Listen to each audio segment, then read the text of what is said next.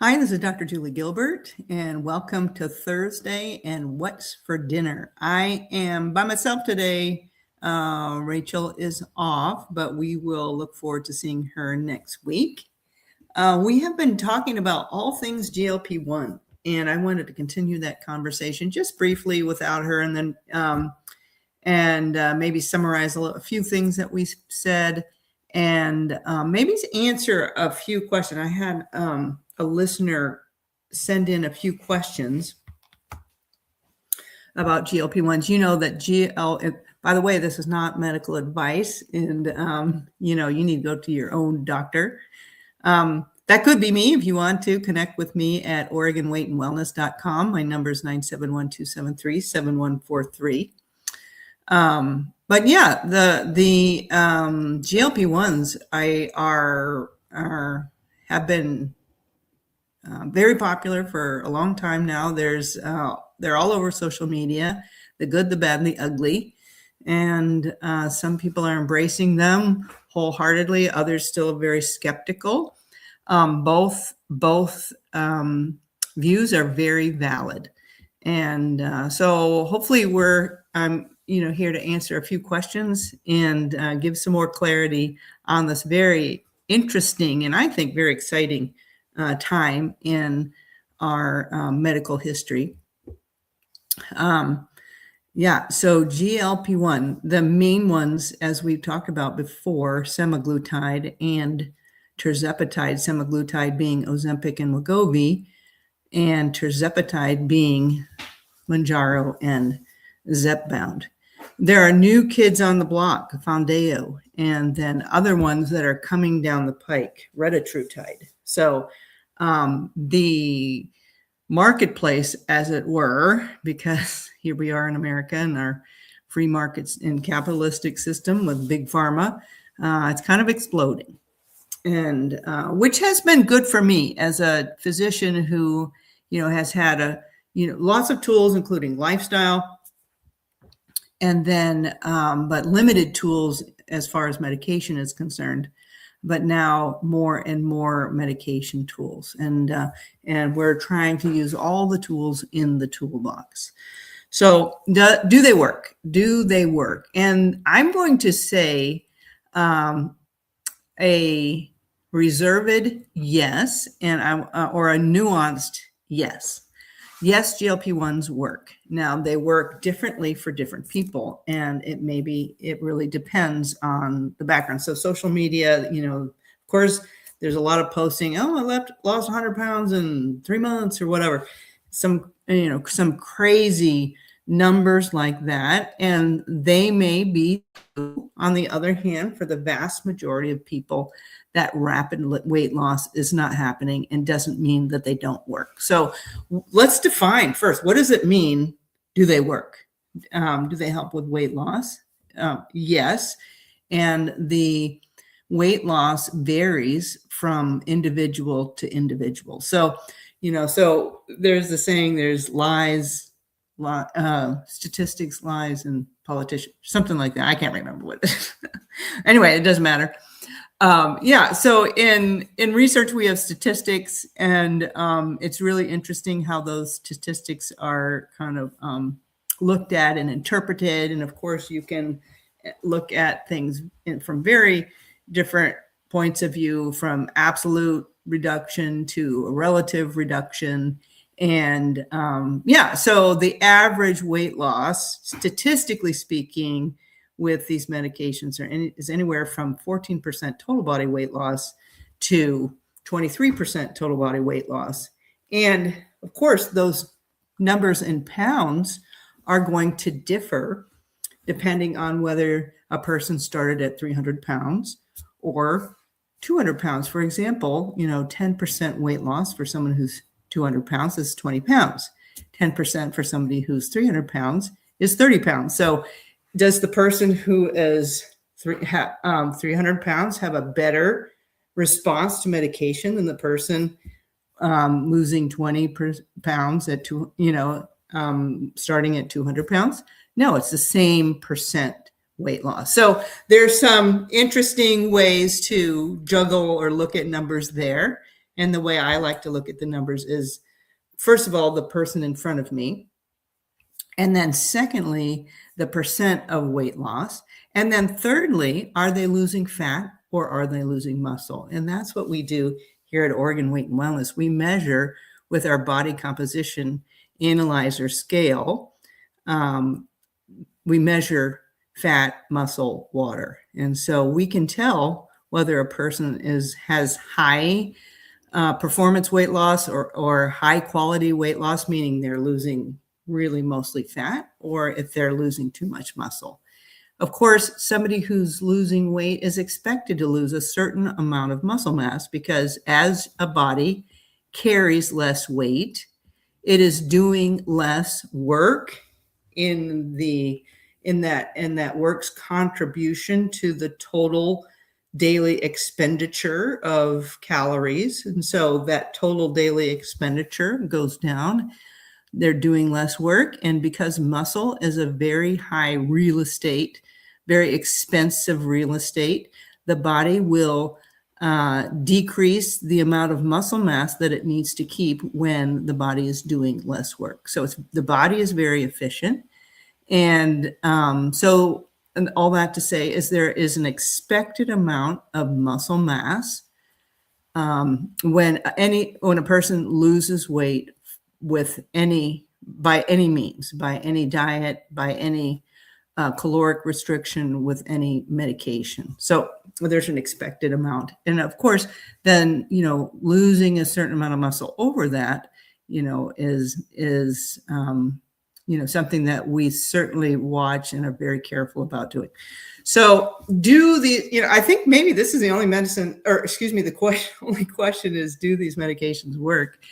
And the answer is yes. And the answer is they work differently for different people because everybody has a different, they're coming with different scenarios, different circumstances, different stages of insulin resistance, different levels of cortisol, different other contributing factors like sleep apnea or diabetes or hypertension or stress.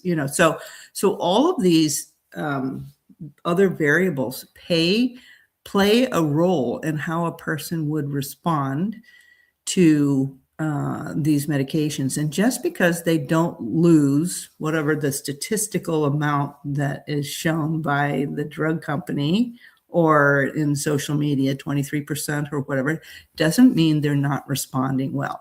And this is what we have to really be careful about, because people who, we have a tendency as humans to compare ourselves, with others, and we think we're failing if we're not, if we're losing weight, but maybe it's 5%, maybe it's 7%, and it's not this 20% that somebody else is losing. Or maybe we're thinking, oh, this person over here, they lost 50 pounds.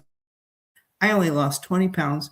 Well, it really depends on where you started and how much weight you have to lose. And then what other variables, like I said, insulin resistance or sleep apnea or, things like that, other medications that a person might be on, maybe you've been through chemotherapy and cancer and that does something to metabolism and weight that another person isn't experiencing. So the question, do they work? The answer is yes. And they don't work the same for everybody. The other thing I want to say about this is that there are so many other ways to measure success of gaining health than just losing weight. Because if a person loses weight and as much muscle as fat, that's not great weight loss. And that doesn't mean they're gaining health.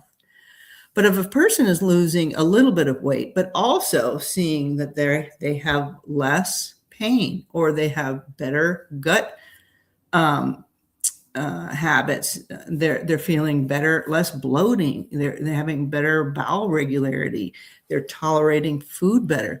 I mean, all of those are measures of a success.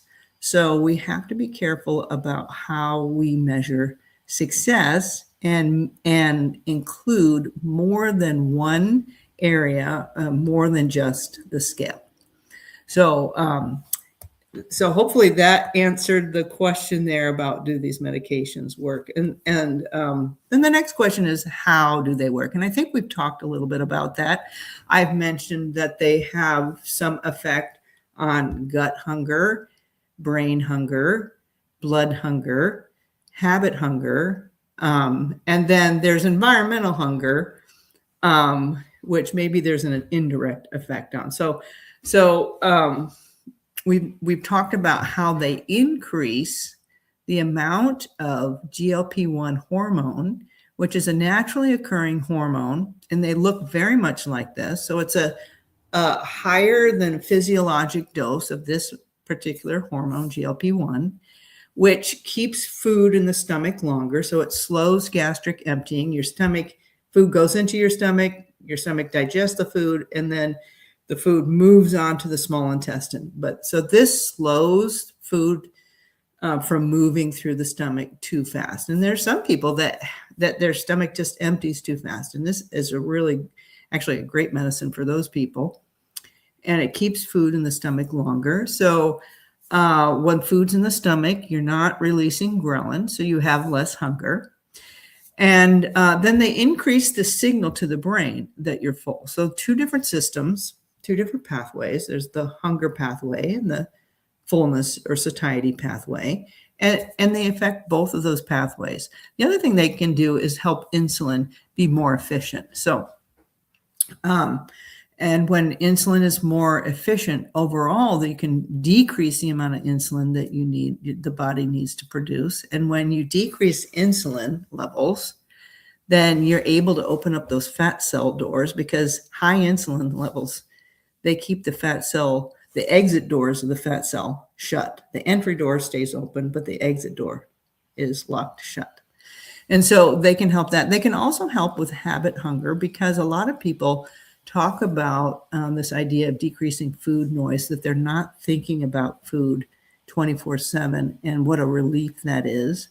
There also tends to be more time between a cue that would usually trigger an eating response, like sitting down in front of the TV, where's my popcorn kind of a thing. And so there's a delayed response, so there can be a shift or a different action. So a person can think and make a different choice. So there's that effect, which I don't think is really written about in the original literature out of the pharmaceutical companies, but it's very interesting to see and experience and talk with patients. So, and then there's environmental hunger.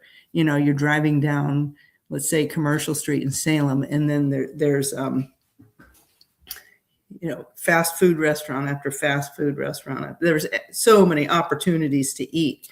There's pop-ups on the on your any screen, your phone or the computer or the television. And the majority of commercials out there, if you have commercials, are about food. And so we've got this pressure to eat all the time. So the medication doesn't stop that necessarily, but it helps with that mindfulness piece, that mindful choice piece. So we've talked a little bit about do these work and how they work, how they are different for everybody. And just because you don't respond like your neighbor doesn't mean you're not responding. And everybody has their own pace, their own pathway, their own journey. They certainly work better when a person pairs the medications with lifestyle change, including healthy nutrition, including activity with resistance training, including improving sleep hygiene and your sleep rituals or your habits, routines, and helping your brain know that it's time to sleep. And then with stress management. And those are all those things that we work with here. Rachel and I work together to help people make changes in those areas. So, well, I think that's all the question time that I have for those questions, but I have a list of questions that we'll come back to. And then when Rachel joins us again. And in the meantime, what's for dinner? Well, tonight for me, it's again my base salad. I'm a person of routine. I love variety, but I don't need a lot of variety. And so I am regularly having this base salad with cabbage, carrot, arugula, kale, cucumber, and those mini bell peppers. And then depending on what's not in my garden this year, because I didn't get to a garden, but it's somebody else's garden, I might throw some other things in there. Right now I'm putting blueberries in there because those are just, that's what's right next door. And my neighbor's been so generous with his. So I'm very happy to throw those in my salad. Yeah, so I'm just content with that. And then I have to have a protein, so throwing that protein on there, whether it's cottage cheese, whether I eat yogurt separately, or maybe I'm searing some grass-fed beef. I don't know what that's going to be tonight, so we'll see. But anyway, I'm hoping that you enjoy your Thursday. It's gorgeous weather. I'm going to be pulling some weeds and in my flower gardens, and I will be back with you next week, and Rachel will be back as well. So hope your day goes really well, and keep being healthy.